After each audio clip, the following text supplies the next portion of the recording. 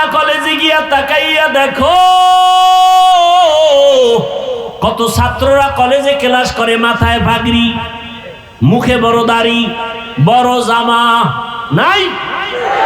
বিড়ি খায়, মদ পান করে, তুমি কেন পারবা না? ও পর্দার আড়ালে আল্লাহর ভয় যখন অন্তরে থাকবে, মরিয়া গেল সে হারাম খাবে না। ওমরে ফারুকের ঘটনা প্রায় সময় বলি। খলিফাতুল মুসলিমিন, এত বড় দামি বান্দা ওমরে ফারুক, এক সময়ের বিশ্ব সন্ত্রাসী, তরবারি নিয়ে দৌড়ায় নবীকে জবাই করার জন্য। রসুলকে জবাই করতে গিয়ে ওমরের মতো বান্দা কালেমা পড়ে মুসলমান হয়ে পাওয়ার বেড়ে গেল। এখন ওমর যেই পথে চলে, শয়তান ওই পথে চলে না। পাওয়ার সেই ওমর ঈদের কয়েকদিন আগে বাজার করবে, কিন্তু টাকা নাই। স্ত্রীকে বলল কি করা যায়? স্ত্রী বলে অর্থ মন্ত্রণালয় থেকে আগামী মাসের বেতনটা নিয়ে আসেন অগ্রিম। কাকে বলল? দেখছেন নি কারবার? এরা অজু নেই। এই 1 মিনিটও হয় নাই, 1 মিনিট নয়, 5-10 সেকেন্ডের মধ্যে খবর নেই। এই ওয়াজ শুনবেন আর হেদায়াত। স্ত্রী বলল 1 মাসের অগ্রিম বেতন নিয়ে আসেন। কাকে বলল? এটা বলতে তাবিজ লাগে না? ওমরে ফারুক চিঠি লিখলেন অর্থ মন্ত্রণালয়ের জিম্মাদার ও আবু ওবায়দা ইবনুল জাররাহ। এবার চিঠি লিখলেন আমাকে 1 মাসের অগ্রিম বেতন দিয়া দাও। একেবারে সরকারি সিল মাইরা দিছে। চিঠিটা নিয়ে যখন ইবনুল জাররাহ তার কাছে চলে গেল, তিনি উল্টা দেখা কান্না কইরা আবার চিঠি আর একটা উল্টা লেখছে প্রশ্ন করিয়া। ওমরের কাছে যাও, আমার এই চিঠির উত্তর দিয়া দাও, 2টা প্রশ্ন আছে, জবাব দিলে টাকা দিবে, আর আগে না। দেখছেননি কারবার? রাজনীতি বুঝেননি? ওমর পুরা দেশ চালায়, আর অর্থমন্ত্রী কথার কথা। এর কাছে যদি টাকা চায় না দিয়া উভয় আছে। হ্যাঁ, কিন্তু সে চিঠি লেখছে ওমরের টাকা দেওয়া হবে না, 2 প্রশ্নের জবাব দিতে হবে। রাজনীতি কি জিনিস ইসলামে শিখায় গেছে। ওই ইসলাম না থাকলে রাজনীতি থাকবে না, দুর্নীতি চলবে, দুর্নীতি। এবার চিঠি পাইয়া ওমরও কাঁদতেছে। চিঠির মধ্যে 2টা প্রশ্ন, আল্লাহর ভয় নিয়ে প্রশ্ন করা হলো। খলিফাতুল মুসলিমিন, আপনি যে 1 মাসের অগ্রিম বেতন চাইলেন, প্রথম প্রশ্নের জবাব দেন, আগামী 1 মাস পর্যন্ত আপনি বাঁচবেন কিনা? বাঁচার গ্যারান্টি আছে? নাই। দ্বিতীয় প্রশ্ন, আগামী 1 মাস যদি বাঁচিয়াও থাকেন, ক্ষমতার চেয়ারে থাকার গ্যারান্টি আসেনি? কি গ্যারান্টি আছে? কপাল পুরলে তো ফজরের আগে কইবে বিদায়, জোহরের আগে কইব বিদায়, আসরের আগে বলবে বিদায়। বড় কঠিন হালাত। ওমরে ফারুক চোখের পানি ছেড়ে কাঁদলেন। আবু ওবায়দা ইবনুল জাররাহর জন্য দোয়া করলেন, হে মালিক, আমার আবু ওবায়দাকে তুমি কবুল করে নাও। আমাকে আবু ওবায়দা ইবনুল জাররাহ জাহান্নাম থেকে বাঁচাইলো। দেখছেন নি? আর আমি যদি অর্ডার করি মাদ্রাসার আমার অধীনস্থ ভাইস প্রিন্সিপালকে, আমার টাকার আলমারি থেকে 5,000 টাকা দাও, না যদি কয় দেওয়া হবে না, আমি নোটিশ করব তাড়াতাড়ি, আমি আসার আগে তুমি বিদায়। কথা কয় না? এটা রাজনীতি না দুর্নীতি? রাজনীতি শিখায় ইসলাম, ইসলাম ছাড়া অন্যগুলো শিখায় দুর্নীতি আর পেটনীতি। বলি, আপনারা সকলেই হাত উঁচু করে বলবেন আমরা সবাই আল্লাহকে ভয় কি একটু চিন্তা করেন, সন্দেহ থাকলে একটু ভাবিয়া বলেন। মুসলমান কিনা চিন্তা করা থাকলে 1 মিনিট চিন্তা করে বলেন যে হ্যাঁ আমার একটু সন্দেহ আছে আমি মুসলমান কিনা। সন্দেহ যাদের নাই তারা বলেন আপনারা মুসলমান। হ্যাঁ, যাদের সন্দেহ আছে তারা চুপ থাকেন। আচ্ছা, আমিও মুসলমান, আপনারাও? আপনাদের আল্লাহ আর আমার আল্লাহ দুইজন? খুব ভেবেচিন্তে বলেন, তাল মিলেন না। আমার আল্লাহ আপনাদের আল্লাহ, নবী, কোরআন, হাদিস, কাবা, ধর্ম, কালেমা, দুনিয়াতে আসছি সিস্টেম, বিদায় বেলা যাওয়ার সিস্টেমও, কাফনের কাফন কয়টা? 3টা, মহিলাদের 5টা, কালার আলাদা হবে। আমাদের হুজুরদের কাফনের কালার হবে একরকম, আপনাদেরটা আর এক রকম। হ্যাঁ, কি কালার হবে? কবরের সাইজ একটু আলাদা, তাও এক। কবরে রাখার পরে প্রশ্ন সব এক। তালে বলছেন না হুশে বলছেন? তা আল্লাহ এক, নবী এক, কোরআন এক, কাবা এক, ধর্ম এক, কালেমা এক। দুনিয়াতে আসছি এক, যাবো এক, কাফন এক, কালার এক, কবরের সাইজও এক, প্রশ্নও কি? পোশাক কেন আলাদা বলেন? হয়তো সবাই প্যান্ট শার্ট টাই পরি। আর যদি বলেন না মদিনার পোশাক এটা না, তাহলে যেটা সেটা পরি। বলবেন চাকরির ক্ষেত্রে তো প্যান্ট শার্ট টাই লাগে, মেনে নিলাম চাকরির ক্ষেত্রে পরেন। মসজিদে কিসের চাকরি? আল্লাহর ঘরে, সেখানে নবীর পোশাক নাই কেন? আল্লাহর ঘরে গেছেন, সেখানে নবীজির পোশাক পরেন নাই কেন? দেখেন আজকে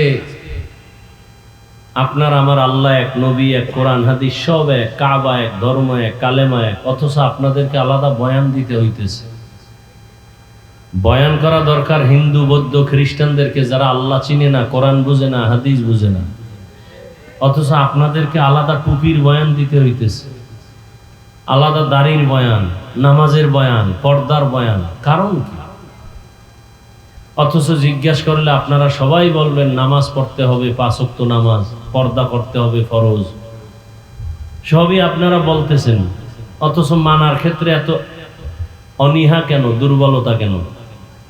আমি টুপি খুলতে চাই না, লজ্জা। আর আপনি ভিআইপি মুসলমান, টুপি দিতে চান না, লজ্জা। তাহলে আপনি ভিআইপি মুসলমান, আমরা দুর্বল মুমিন। আমরা দাড়ি কাটলে লজ্জা পাই, আর আপনারা রাখতে লজ্জা পান। কেমন ভিআইপি মুসলমান আপনারা? আমি পর্দা না করলে লজ্জা, আর আপনারা পর্দা করতে গেলে লজ্জা। আমি মসজিদে না ঢুকলে লজ্জা পাই, আর আপনারা মসজিদে ঢুকতে লজ্জা পান। কারণটা কি? অথচ বয়ান তো ডেলি চলছে।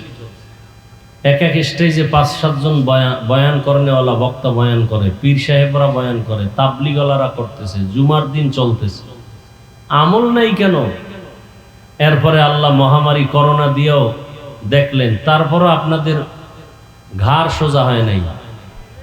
কারণটা কি?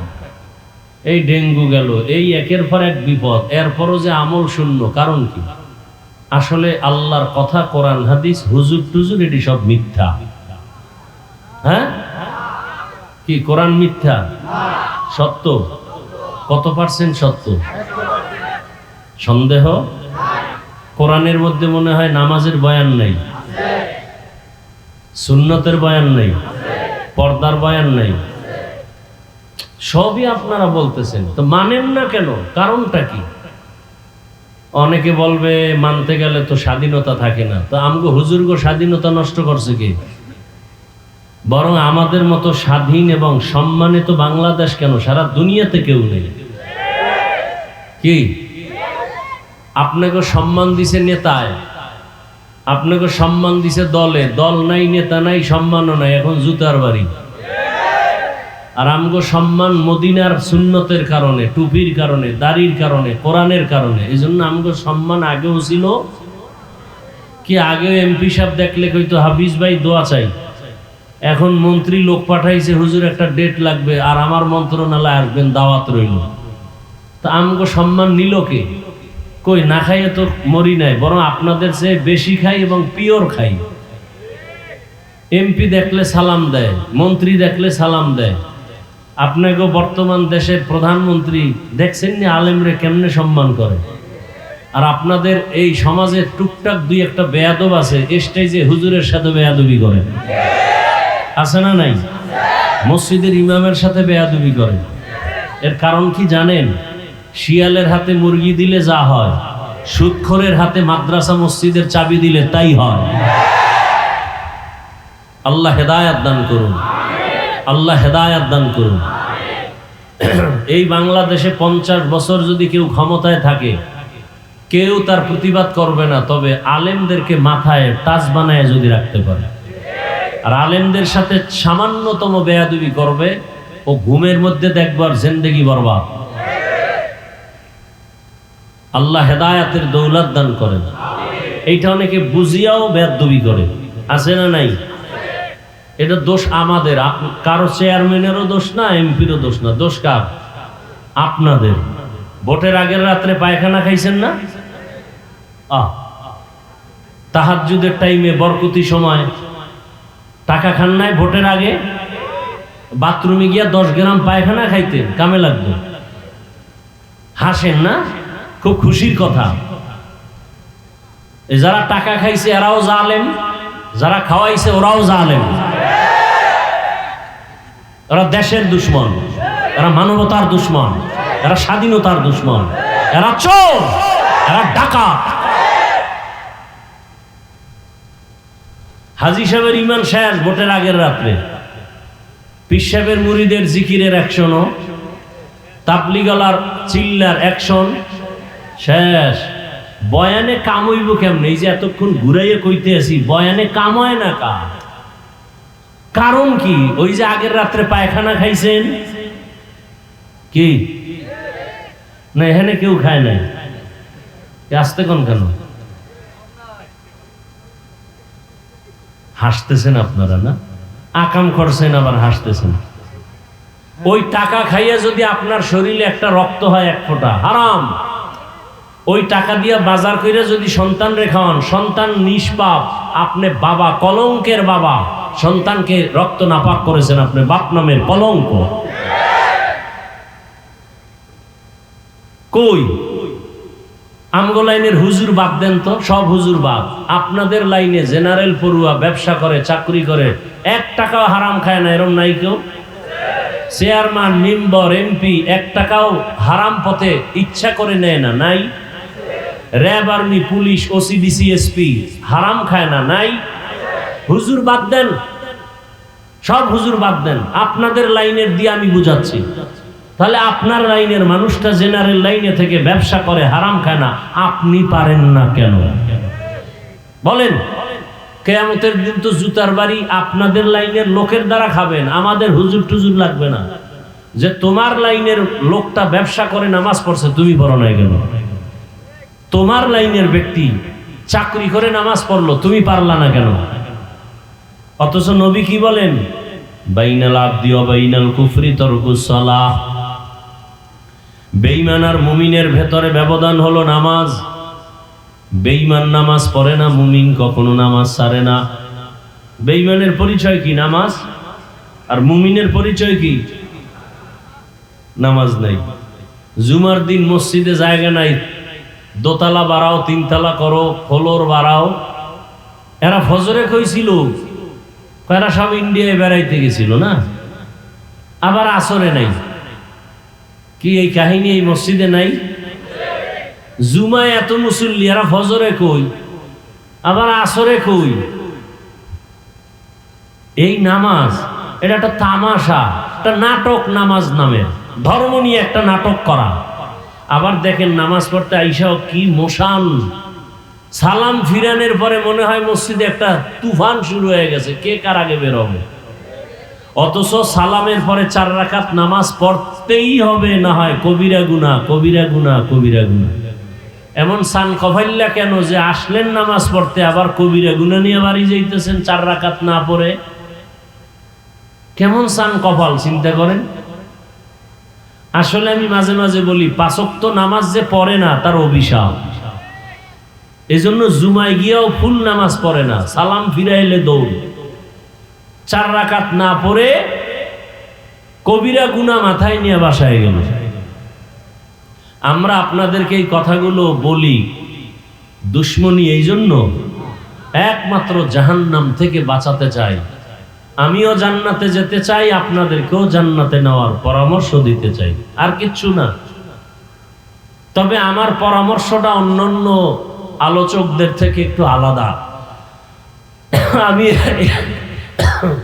এখানে আপনাদেরকে যে বয়ান করব, একবারও আমি বলবো না আপনারা সব আমার মতো হুজুর হয়ে যান, স্কুল বাদ দিয়া মাদ্রাসায় যান, একবারও বলবো না, ভয় নাই। বরং আমি পরামর্শ দেব, স্কুলে পড়েন, কলেজে পড়েন, চাকরি করেন, ব্যবসা করেন, ডাক্তার হন, ইঞ্জিনিয়ার হন, ওখানে থেকে জান্নাতের পথ রেডি করেন।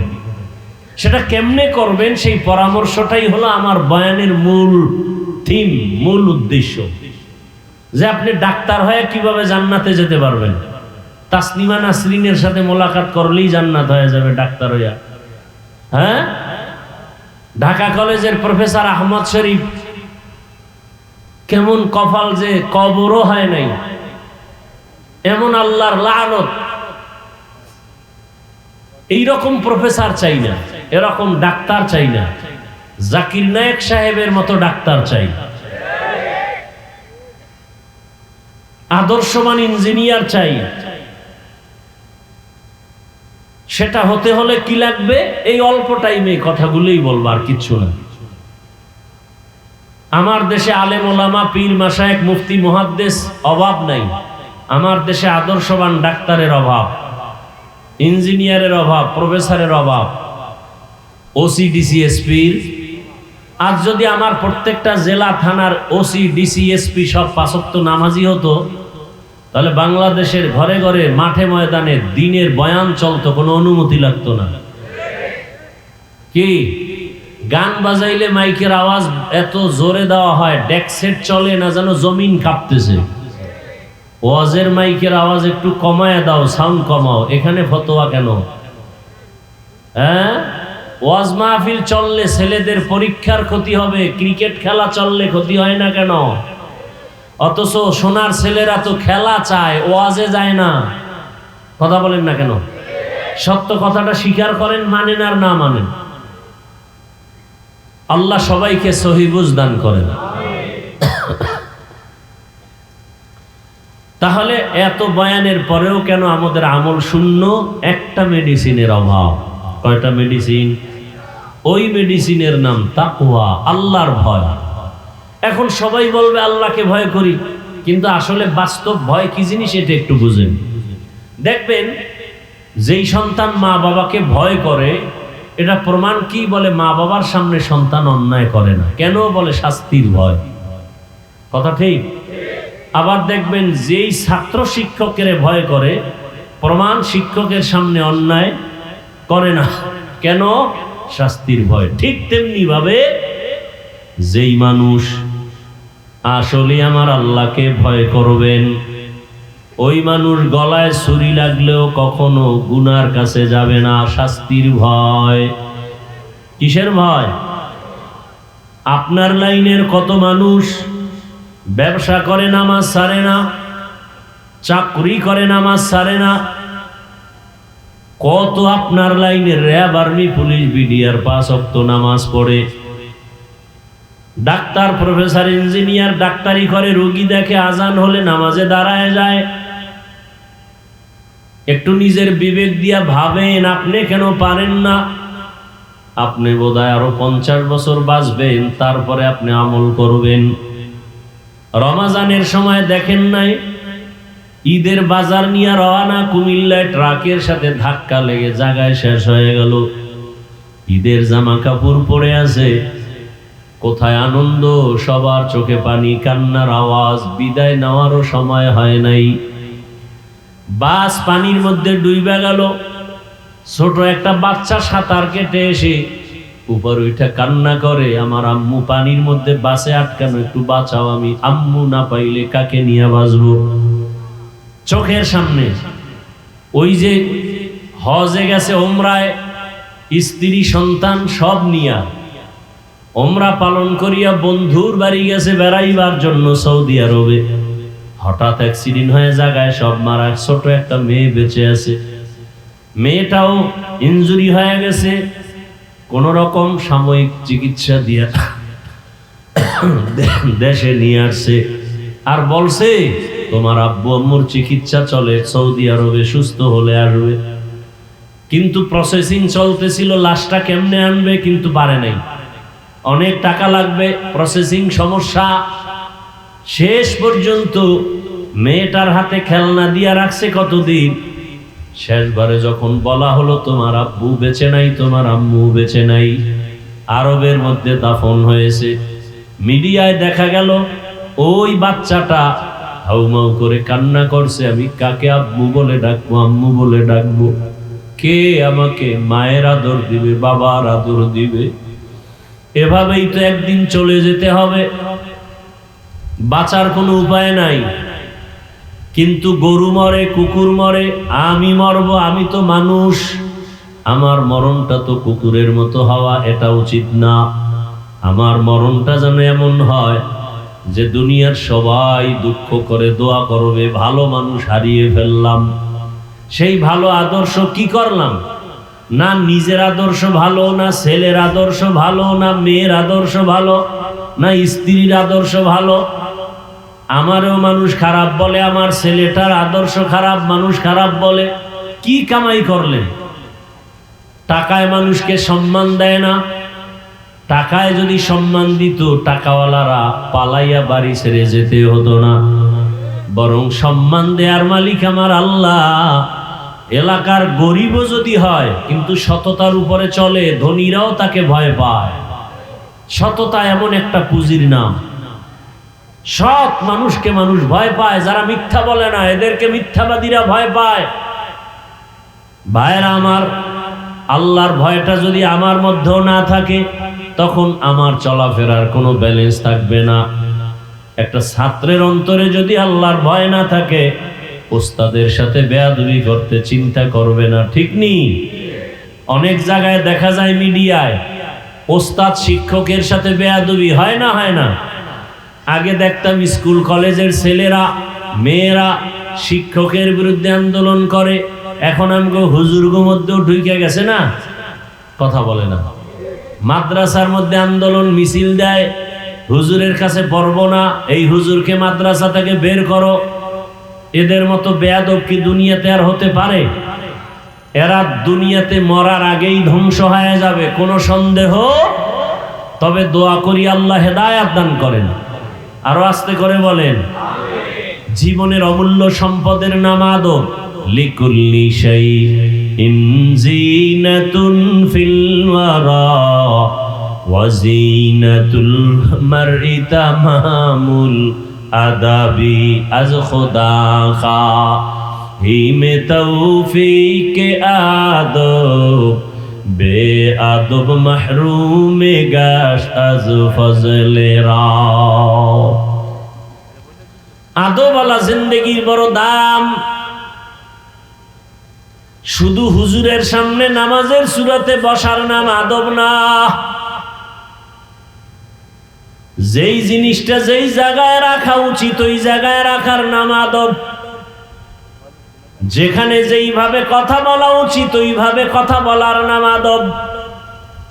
যেখানে যেইভাবে চলাফেরা উচিত ওইভাবে চলাফেরার নাম আদব। এই আপনারা উঠেন কেন? হেদায়েত হয়ে গেছেন না ব্যারাম? হ্যাঁ,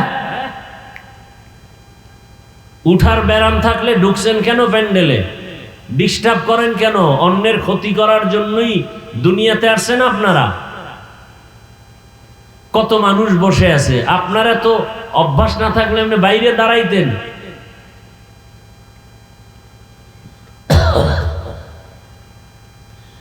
আল্লাহ তাআলা বলেন আমাকে ভয় করো। এই ভয়টা না থাকলে কোনো বয়ান অন্তরে আসবে না। এই ভয়টা অন্তরে আসার কারণে যদি আজকে কেউ গোপনে কানে কানে বলে হাফিজ ভাই আপনাকে 1 কোটি টাকা দিব, আপনি দাড়ি কেটে ফেলেন, কল্লা ফালায় দিতে রাজি, দাড়ি জীবনে কাটবো না। কেন? আল্লাহর ভয়। জানিদারির কারণে, টুপির কারণে আমাদের অনেকে খারাপ বলে। কি অনেকে বলে হুজুরেরা মাথা গরম, টুপির কারণে মাথা গরম, মাদ্রাসায় পড়লে চাকরি পাওয়া যায় না, কত বাজে কথা। মানে তার মার ছিঁড়ে গেলে যা হয়। এখন আমরা মাদ্রাসায় পড়লে লাভ কি? ওখানে পড়লে ডাক্তার হওয়া যায়, কয় না, তাই পড়ে লাভ কি? আমরা যদি প্রশ্ন করি কলেজে আগুন জ্বালাও কেন, কয় ওখানে পড়লে তো মুফতি হওয়া যায় না, তো পড়ে লাভ কি? কি ফাও আকামের দোকানদারি, শয়তানে যারা ধরে কাম থুইয়া আকাম করে। কত লক্ষ যুবক চাকরি পায় না, সার্টিফিকেট নিয়ে কামতেছে, এগো নিয়ে চিন্তা নাই। আমাকে হুজুর গুনিয়া কিছু অ্যালার্জি আছে কিছু মানুষের, মানে দেখতে নারী চলন বাঁকা। কই আমরা হুজুরে রাখি চাকরির জন্য কান্দি। আমাকে করোনায়ও আমরা মরি নাই, এখনো মরি নাই, মাদ্রাসাও বন্ধ হয় নাই, না খাইয়াও মরি নাই। আমাকে 5 টাকা, এতেই 5 লাখ টাকার বরকত। কি সরকারি যারা চাকরি করে, বেসরকারি চাকরি করে, ডিউটি কয় ঘন্টা বলেন? বেতন কত? নিম্নে বেতন কত?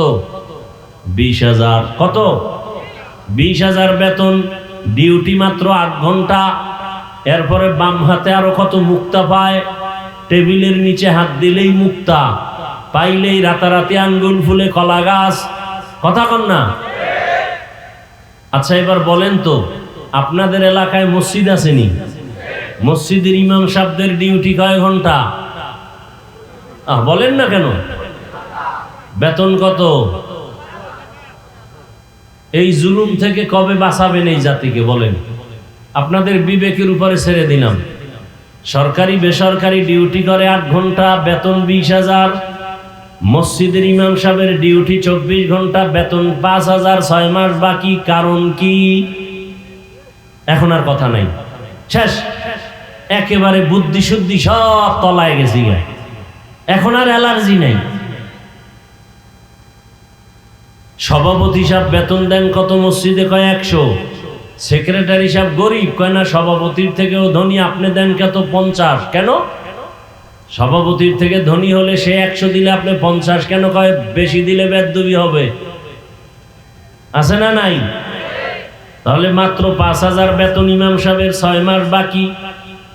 এরপর ইমাম কি রিমান্ডে রাখে? ইমামরে রিমান্ডে, জোহরের নামাজে নাই, আসরের সময় গেটের সামনে একজনে ধরে ফেলাইছে, এই হুজুর জোহরে ছিলেন কই?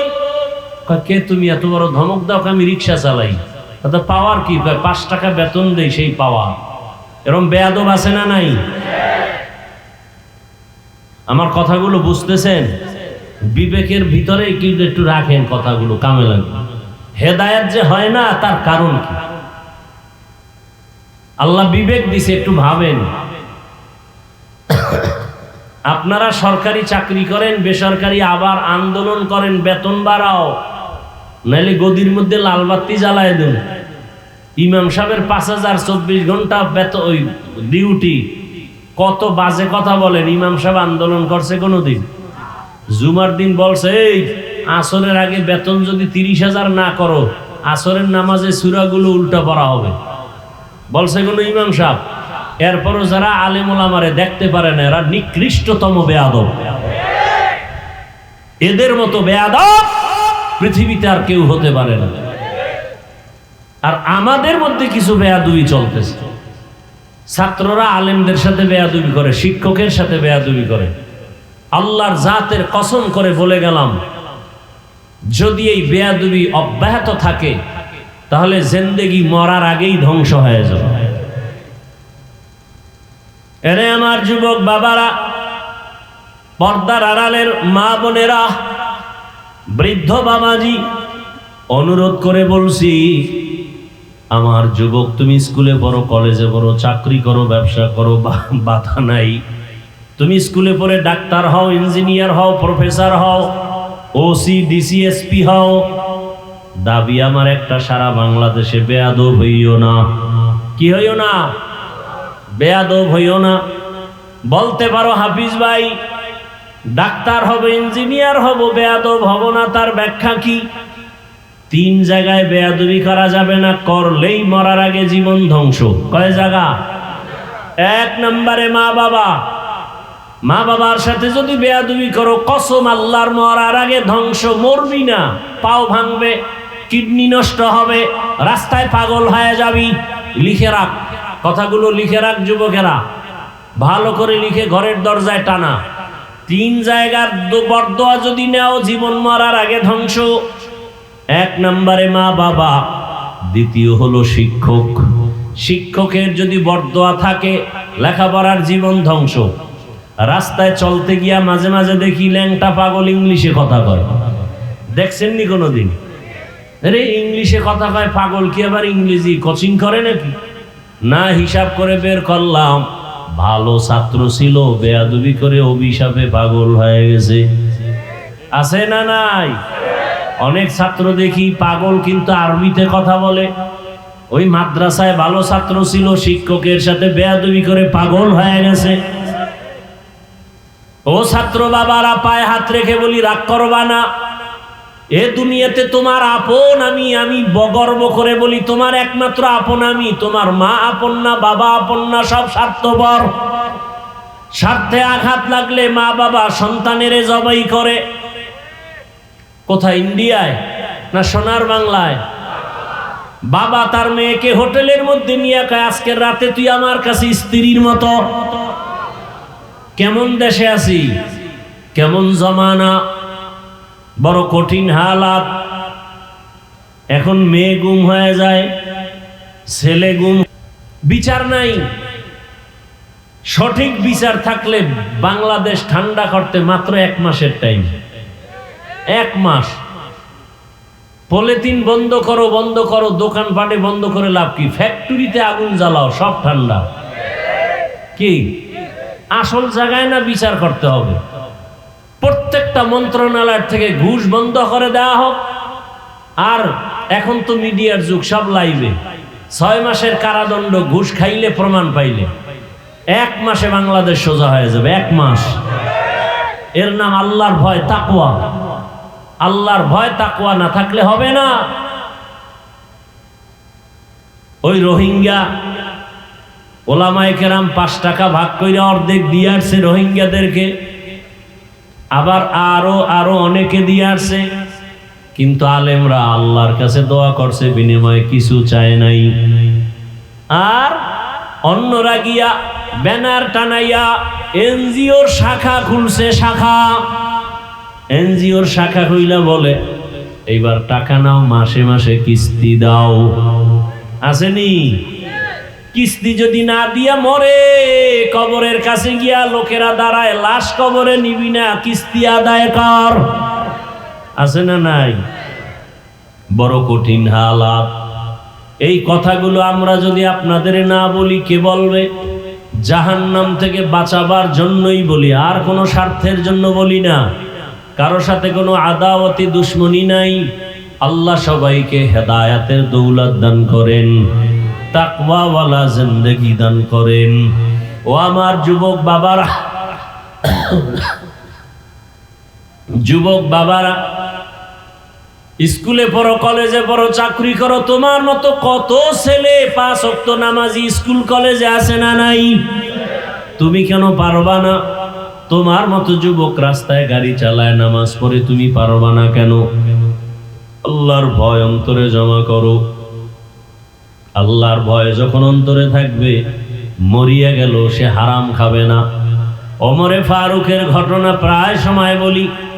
খলিফাতুল মুসলিমিন, এত বড় দামি বান্দা ওমরে ফারুক, এক সময়ের বিশ্ব সন্ত্রাসী, তরবারি নিয়ে দৌড়ায় নবীকে জবাই করার জন্য। রসুলকে জবাই করতে গিয়ে ওমরের মতো বান্দা কালেমা পড়ে মুসলমান হয়ে পাওয়ার বেড়ে গেল। এখন ওমর যেই পথে চলে, শয়তান ওই পথে চলে না। পাওয়ার। সেই ওমর ঈদের কয়েকদিন আগে বাজার করবে, কিন্তু টাকা নাই। স্ত্রীকে বলল কি করা যায়? স্ত্রী বলে, অর্থ মন্ত্রণালয় থেকে আগামী মাসের বেতনটা নিয়ে আসেন অগ্রিম। কাকে বলল? দেখছেন নি কারবার? এরা অজনে এই 1 মিনিটও হয় নাই, 1 মিনিট নয়, 5-10 সেকেন্ডের মধ্যে খবর নেই। এই ওয়াজ শুনবেন আর হেদায়াত। স্ত্রী বলল 1 মাসের অগ্রিম বেতন নিয়ে আসেন, কাকে বলল? এটা বলতে তাবিজ লাগে না? ওমরে ফারুক চিঠি লিখলেন অর্থ মন্ত্রণালয়ের জিম্মাদার ও আবু ওবায়দা ইবনুল জাররাহ। এবার চিঠি লিখলেন আমাকে 1 মাসের অগ্রিম বেতন দিয়া দাও। একেবারে সরকারি সিল মাইরা দিছে। চিঠিটা নিয়ে যখন ইবনুল জাররাহ তার কাছে চলে গেল, তিনি উল্টা দেখা কান্না কইরা আবার চিঠি আর একটা উল্টা লেখছে প্রশ্ন করিয়া, ওমরের কাছে যাও, আমার এই চিঠির উত্তর দিয়া দাও, 2টা প্রশ্ন আছে, জবাব দিলে টাকা দিবে, আর আগে না। দেখছেননি কারবার, রাজনীতি বুঝেননি? ওমর পুরা দেশ চালায়, আর অর্থমন্ত্রী কথার কথা, এর কাছে যদি টাকা চায় না দিয়ে উভয় আছে। হ্যাঁ, কিন্তু সে চিঠি লেখছে ওমরের টাকা দেওয়া হবে না, 2 প্রশ্নের জবাব দিতে হবে। রাজনীতি কি জিনিস ইসলামে শিখায় গেছে। ওই ইসলাম না থাকলে রাজনীতি থাকবে না, দুর্নীতি চলবে, দুর্নীতি। এবার চিঠি পাইয়া ওমরও কাঁদতেছে। চিঠির মধ্যে 2টা প্রশ্ন, আল্লাহর ভয় নিয়ে প্রশ্ন করা হলো।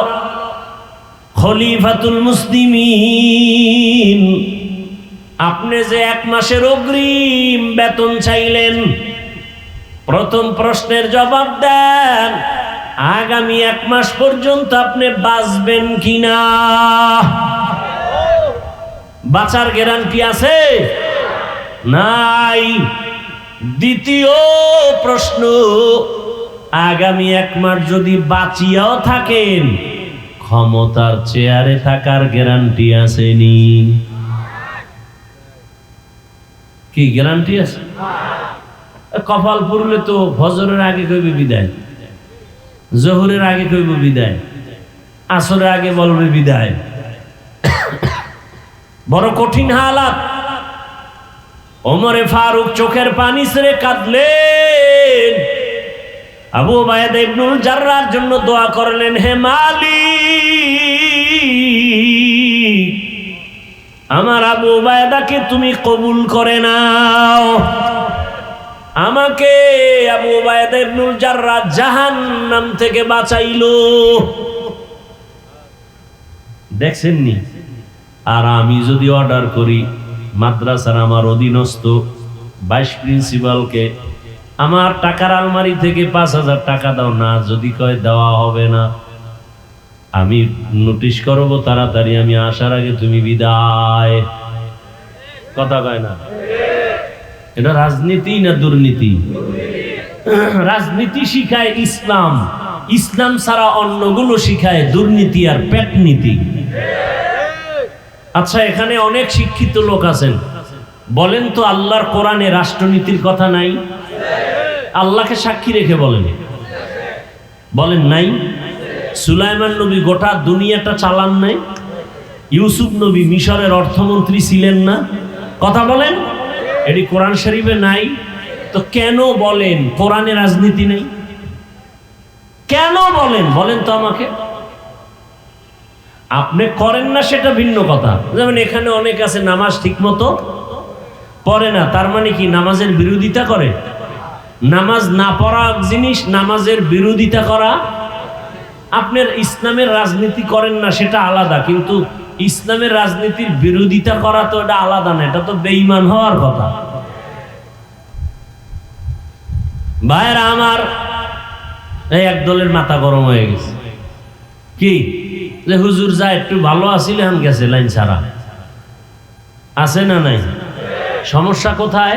এই চশমার আয়না কালো, স্টেজে আইসে দেখে কয় কাপুর কালো কেন? কয় কেয়ামত আয়ে গেছে, যুদ্ধ চলতেছে তো। বাতি কালো কেন? কয় এটাও কেয়ামতের আলামত। মানুষগুলো কালো কেন? কয় এটা 3 নম্বর আলামত। আর একজনে কানে ধরে কয় বেয়াদ্দব, সব ঠিক আছে, তোর চোখের চিকিৎসা কর। তাবলিগ ভালো, ইসলাম ভালো, কোরআন ভালো, হাদিস ভালো, ওলামায়ে কেরাম ভালো, মাদ্রাসা ভালো, যারা বলে খারাপ ওদের অন্তর খারাপ। অন্তরের চিকিৎসা করো। ও আমার যুবক, এতক্ষণ আলোচনায় কি বুঝলা? স্কুলে পড়া যাবে না, কলেজে পড়া যাবে না, যাবে তবে পার্কে যাওয়া যাবে না। স্কুলে পড়া যাবে, কলেজে পড়া যাবে, গাঞ্জা খাওয়া যাবে না। স্কুলে পড়া যাবে, কলেজে পড়া যাবে, শিক্ষকের সাথে বেয়াদবি করা যাবে না, মা বাবার সাথে বেয়াদবি করা যাবে না, ওলামায়ে কেরামের সাথে বেয়াদবি করা যাবে না। ঢাকা কলেজে গিয়া তাকাইয়া দেখো কত ছাত্ররা কলেজে ক্লাস করে, মাথায় পাগড়ি, মুখে বড় দাড়ি, বড় জামা, নাই বিড়ি খায়, মদ পান করে। তুমি কেন পারবা না? ও পর্দার আড়ালে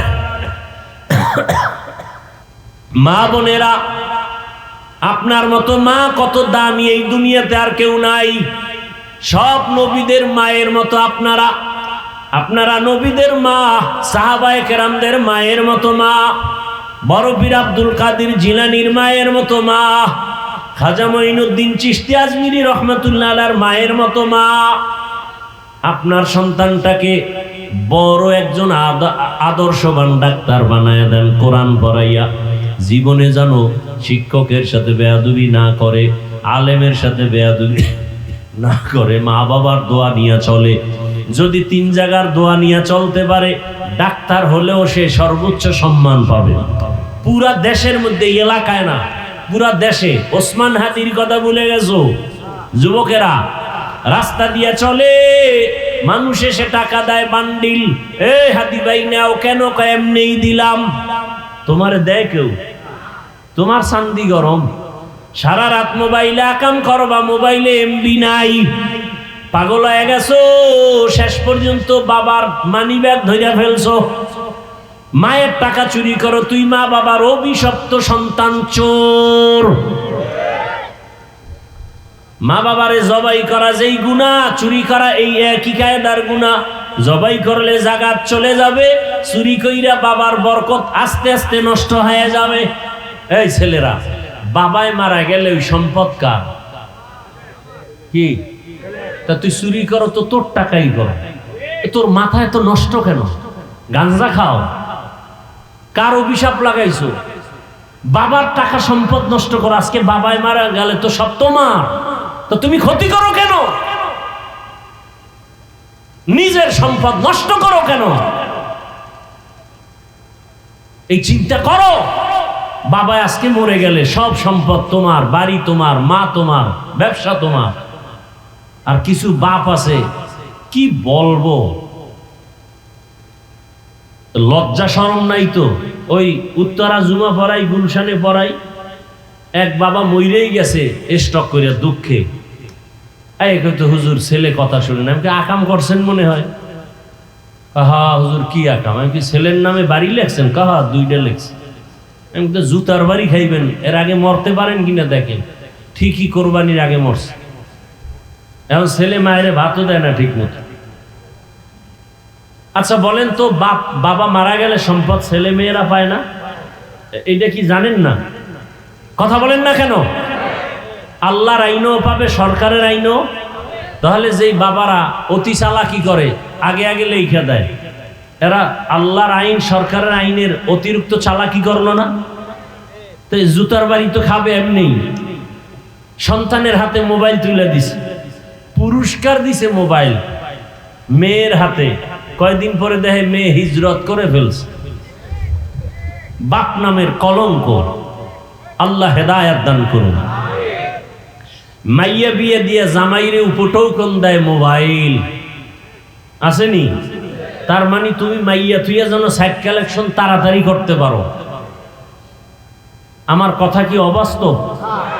এই আকাম চলে না? এরপরে যৌতুক নেয় কি? যুবকরা যৌতুক কি চায়? হুন্ডা, যেন তাড়াতাড়ি মরবে। কারণ বর্তমান বাংলাদেশে এই বাস, ট্রাক, বিমান, হেলিকপ্টার, হুন্ডা, কোনটায় মানুষ বেশি মরে? এই জাইনে শুনে এইটা নিতেছো, তার মানে তুই তাড়াতাড়ি মরবি। আর ভালো কামে তো যাও না, মরারই কথা। আর হুন্ডায় উঠলে তো শরীরে আগুন জ্বলে, আগুন। পেছনে যদি বিপরীত পার্স থাকে তো আরো আগুন। তো প্রতিদিন মায়ের থেকে বিদায়টা আগে নিয়ে রাখবি, মা আকামে যাইতো আর ফেরত আসতে নাও পারি, তো দাবি টাবি রাখবা না, আকাম করতে যাই পার্কে, ভালো কামে তো যায় না। কি সত্য কথাটা বলেন? ওই মোটরসাইকেল বাইক হলো ইনডাইরেক্ট মরণাস্ত্র, আর মোবাইল ডাইরেক্ট মরণাস্ত্র, আর মোবাইল হলো ইনডাইরেক্ট মরণাস্ত্র। অথচ মোবাইল ছাড়া কিছুই বুঝে না, চোখের পাওয়ার কিছুদিন পরে দেখে চোখে কিছু দেখে না, হার্ট ব্যথা, হ্যাঁ, কিডনি ড্যামেজ হয়ে গেছে, ঘাড় ব্যথা। সারা রাত আমরা মোনাজাত ধরি বইয়া, আর এই কপাল পরারা মোনাজাত ধরে হইয়া সারা রাত আকাম করে মোবাইলে। চোখের গুনাহ, এই মিথ্যা বলতেছি, হাতের গুনাহ, জবানের গুনাহ, অন্তরের গুনাহ। মায়ও দিয়ে এক রুমে মোবাইল চালায়, স্বামী আর এক রুমে, ছেলে এক রুমে, মেয়ে আর এক রুমে, মানে পুরো বাড়িটা জেনা চলতেছে মোবাইলে, জেনা। রাগ করতেছেন? আমি যা বলতেছি এগুলো কি বাস্তবে আছে?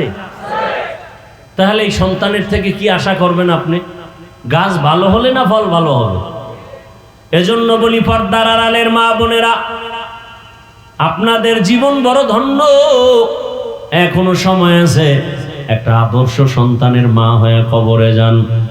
সন্তানের হাতে মোবাইল দিয়েন না, কোরআন দেন। কোরআন স্কুলে পড়ে কোরআন পড়াবেন, ডাক্তার হবে কোরআন পড়াবেন। একদিন ডাক্তার হয়ে রুগী দেখবে, আজান হলে নামাজে যাবে, কোরআন পড়ে দোয়া করবে। আর মানুষের কাছে বলবে আমার মা বাবা এত ভালো ছিল। মা বাবারে কোনোদিন দেখি না নামাজ বাদ দিতে। আমার আব্বু আম্মু কত ভালো ছিল, কখনো মা বাবা ঝগড়া করে নাই। কি সন্তান প্রশংসা করবে না? আবার যেই মা বাবা অন্যায় করে, সন্তান এক সময় ধিক্কার দিবে, মা বাবা বড় খারাপ ছিল, সারাদিন মোবাইল নিয়ে থাকতো, বেগানার পেছনে থাকতো, ঝগড়া করতো, মা বাবারে গালি দিত, বাবায় মাকে গালি দিত। এই অভিশপ্ত মা বাবার কারণে আমি সন্তান খারাপ হয়ে গেছি। অতএব আমি অনুরোধ করে বলছি, তওবা করো। গুনাহ তো হয়েই গেছে, আমারও গুনার শেষ নাই। আল্লাহর কাছে তওবা করো মনে মনে, জোরে না, মনে মনে বলো না, হে আল্লাহ, জীবনে কত দাড়ি কাটলাম, নামাজ ছাড়লাম, বেপরদায় চললাম, মা বাবার সাথে বেয়াদবি, শিক্ষকের সাথে বেয়াদবি, ওলামায়ে কেরামের সাথে বেয়াদবি। ও আল্লাহ, তোমার হুকুমের বাইরে চলছি, নামাজ পড়ি নাই, পার্কে দৌড়াইছি, আজকে থেকে তওবা করতেছি, আর নামাজ ছাড়বো না, বেপরদায় চলবো না, মোবাইলে গুনাহ করবো না। মা বাবার দোয়া নিয়া, শিক্ষকের দোয়া নিয়া, ওলামায়ে কেরামের দোয়া পরামর্শ নিয়া নবীজির সুন্নত অনুযায়ী চলবো। তওবা করার মতো যদি কারো অন্তর তৈরি থাকে, মুনাফিকি না থাকে, যাদের তওবার নিয়ত আছে, দুটো হাত আল্লাহকে দেখায়া দাও। আয় আল্লাহ, হাতগুলো কবুল করে নেন, তওবা কবুল করে নেন, তওবার উপরে মজবুত হইয়া চলার তৌফিক দান করেন, আমিন। আলহামদুলিল্লাহি রাব্বিল আলামিন, ওয়াসসালাতু ওয়াসসালামু আলা সাইয়্যিদিল আমবিয়াই ওয়াল মুরসালিন ওয়া আলা আলিহি ওয়া আসহাবিহি আজমাইন। রব্বিরহামহুমা কামা রব্বায়ানি সগীরা। ইয়া আল্লাহ, মাহফিল কবুল করে নেন, মাদ্রাসা কবুল করে নেন, ওস্তাদ ছাত্র মুহিব্বিন মুতাআল্লিকিন এলাকাবাসীকে কবুল করে নেন,